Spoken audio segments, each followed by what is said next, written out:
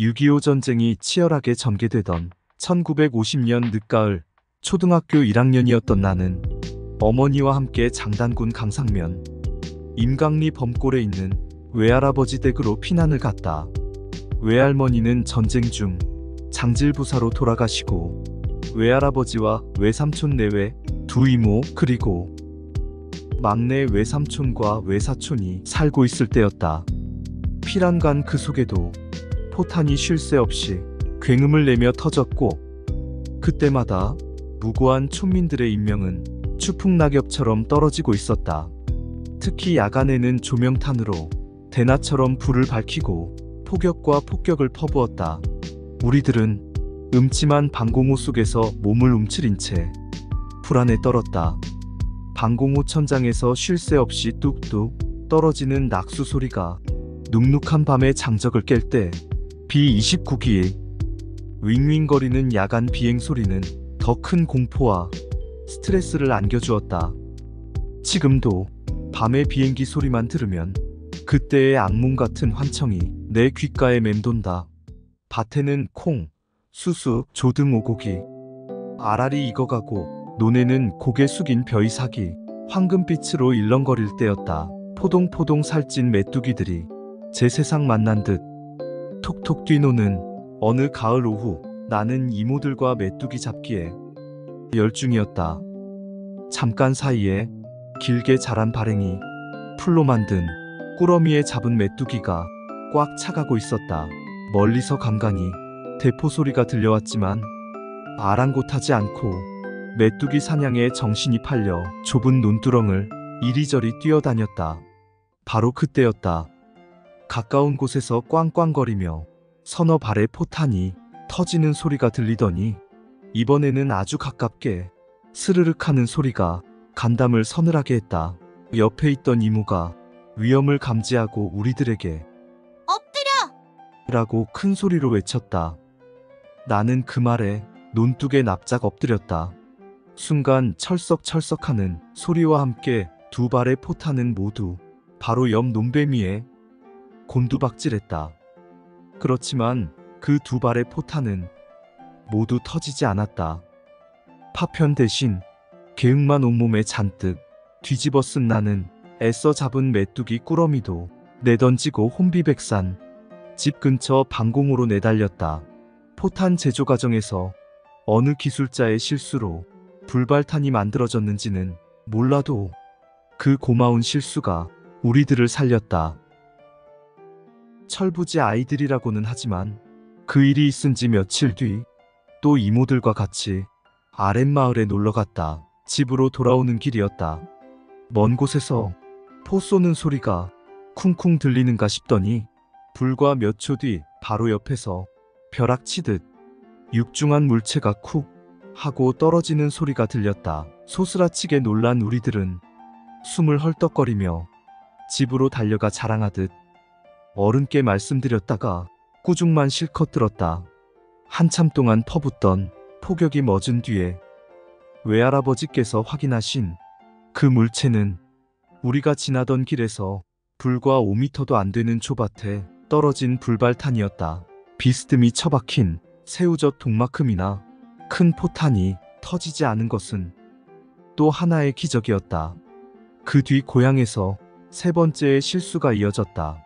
나는 외가를 다녀온 후 한 달여 동안 장질부사를 심하게 앓았다. 고열 때문에 음식도 제대로 먹지 못하고 머리는 다 빠져 몰골이 흉측스러웠다.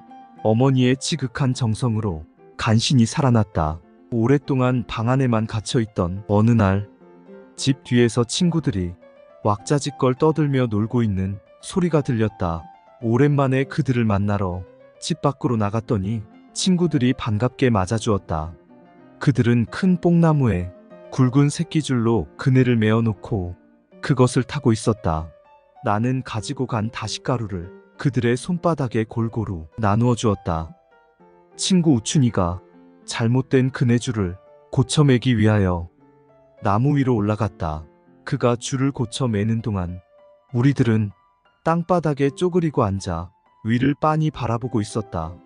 그때 남쪽 하늘에서 꽁무니가 사다리처럼 생긴 빨간색을 띤 폭격기 2대가 요란한 소리를 내면서 우리 마을을 한 바퀴 빙 선회했다. 우춘이 어머니가 제일 먼저 위험을 직감하고 우춘아, 빨리 방공으로 들어가라. 다급하게 소리쳤다. 나도 그에게 야, 빨리 내려와. 라고 손짓을 했다. 하지만 그는 오히려 나더러 먼저 가라며 내려올 생각을 하지 않았다. 우리들은 빨리 와. 소리치며 인근에 있는 방공호로 달렸다. 젖먹은 힘을 다해 뛰던 나는 어느 집 뒤뜰의 흙바닥에 미끄러져 뒤로 발랑 자빠졌다. 그 순간 내 눈에 비친 맑은 하늘에는 비행기에서 투하한 노란색의 휘발유통 서너 개가 마치 고개를 하듯 갸우뚱거리며 내 머리 위로 점점 가까이 곤두박질하고 있었다. 순간 폭격기에서 귀를 찢는 요란한 기총 사격이 가해졌다. 총알은 공중에서 낙하하는 휘발유통에 불을 붙인 뒤 내가 넘어져 있는 집 흙벽 추녀 밑을 사정없이 뚫고 내 옆에 퍽퍽거리며 처박혔다. 흙벽에서 쏟아져 내린 흙덩이가 화산재처럼 내 얼굴을 덮었다. 넘어진 탓에 사각에서 벗어나 총알바지를 면할 수 있었다.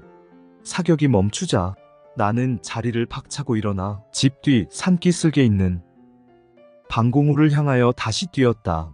방공호 입구에 거의 다다르는 순간 휘발유통이 아주 가까운 거리에서 쾅쾅하는 요란한 폭음과 함께 화염을 내뿜으며 폭발했다.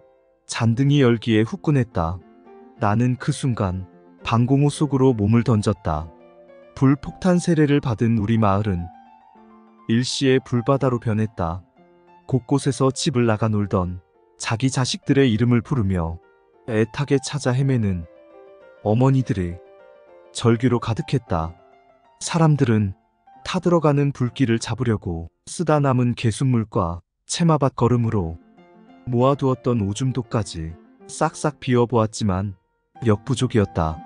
점점 번져가는 불길로 한치 앞이 보이지 않았고 자욱한 연기와 숨을 고를 수 없는 매캐한 냄새가 온 동네를 집어삼켰다.